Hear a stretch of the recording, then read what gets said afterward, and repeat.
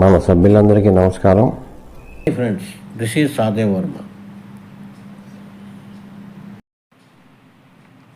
కేంద్ర కార్మిక శాఖ మంత్రి డాక్టర్ మన్సుఖ్ మాండవీయ గారు అధ్యక్షతన central board of trustees CBT 236వ సమావేశం 30 నవంబర్ 2024 EPF ద్వారా నిర్వహించారు.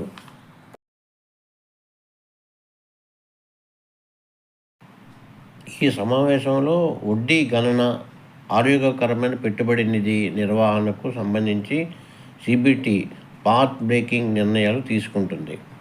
యజమానులు మరియు ఉద్యోగులు ఇద్దరికీ ప్రయోజనం చేకూర్చే ప్రక్రియలను మరింత సరళీకృతం చేయడానికి చొరవలు స్వీకరిస్తుంది. CBT PSU ప్రయోజిత ఆహ్వానాలు ప్లస్ REITs ద్వారా జారీ చేయబడిన యూనిట్లలో పెట్టుబడి కోసం మార్గదర్శకాలను ఆమోదించింది. CBT EPFO అమెస్టీ స్కీమ్ 2024 కేంద్ర ప్రభుత్వానికి సిఫార్సు చేసింది. ఈ CBT మీటింగ్లో తీసుకున్న కొన్ని నిర్ణయాలు: centralised pension payment system CPPS EDIL ప్రయోజనం 7 లక్షల రూపాయలు వరకు పెంపు. 2023-24 సంవత్సరానికి సంబంధించిన EPF యొక్క 71వ వార్షిక నివేదిక. సభ్యులకు మెరుగైన రాబడి కోసం కార్పొరేషన్ యొక్క వివేకవంతమైన పెట్టుబడి. ఈ మీటింగ్లో ఈ పరిమిత నిర్ణయాలు మాత్రమే తీసుకున్నట్లు తెలుస్తున్నది.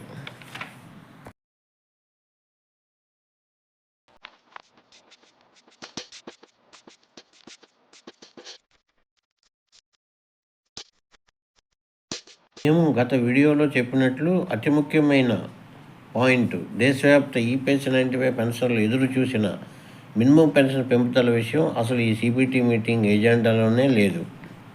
కేంద్ర ప్రభుత్వం మళ్ళీ E-95 పెన్షన్లకు మరియు NACకి మరి ఒకసారి జులక్ ఇచ్చింది. NACకి హామీ ఇచ్చిన సీనియర్టీ హేమమాలిని మధుర పార్లమెంట్ మెంబరు, గత కార్మిక శాఖ మంత్రి శ్రీ భూపేంద్ర యాదవ్ గారు, ప్రస్తుత కేంద్ర కార్మిక శాఖ మంత్రి డాక్టర్ మన్సుఖ్ మాండవీయ గారు, కేంద్ర ఆర్థిక మంత్రి శ్రీమతి నిర్మలా సీతారామన్ గారు గతంలో 2 సార్లు హామీ ఇచ్చిన దేశ ప్రధాని శ్రీ నరేంద్ర మోడీ కూడా ఇచ్చిన హామీని నిలబెట్టుకోలేకపోయారనేది అర్థమవుతుంది. ఈ పరిణామం దేశవ్యాప్త E-95 పెన్షన్లందరికీ నిరాశపరిచింది. ఈ పరిణామాల నేపథ్యంలో దేశవ్యాప్త E-95 పెన్షన్లందరూ డిసెంబర్ 10 మరియు 11వ తేదీల్లో NAC పిలుపు మేరకు రామలీలా మైదానంలోనూ మరియు జంతర్ మంతర్ వద్ద ఆందోళన కొనసాగించక తప్పదు.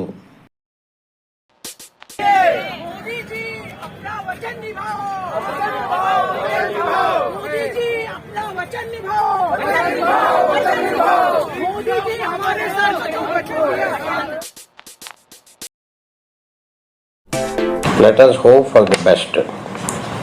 వారి యొక్క కొత్త సమాచార వీడియోతో మీ ముందుకు వస్తాను.